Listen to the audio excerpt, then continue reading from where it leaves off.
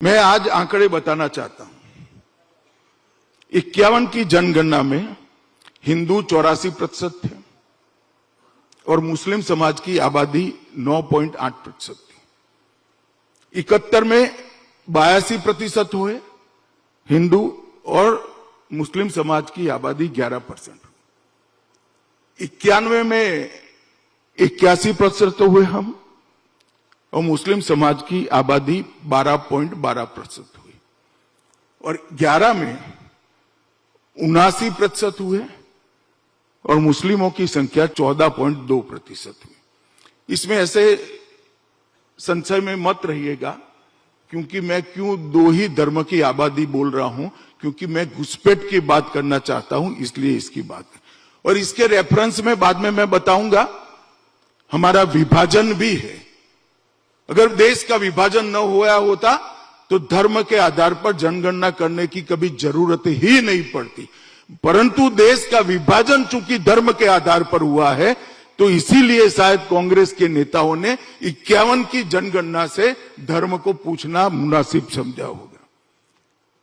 तो एक प्रकार से बहुत सारी गिरावट हुई है।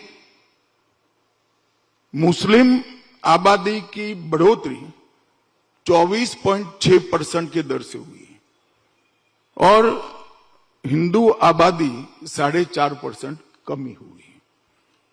अब मैं इसलिए बताता हूं कि ये फर्टिलिटी रेट के कारण नहीं हुआ है, ये घुसपैठ के कारण हुआ है।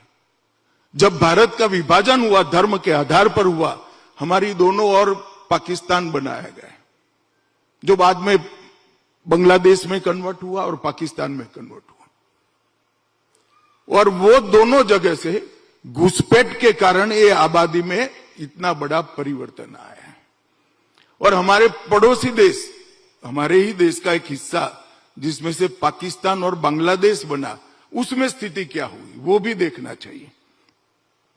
देश आजाद हुआ 51 में, तब पाकिस्तान में हिंदुओं की संख्या 13% थी, अन्य माइनॉरिटी 1.2% थे और अब पाकिस्तान में हिंदुओं की संख्या 1.73% बची है, 1.73%।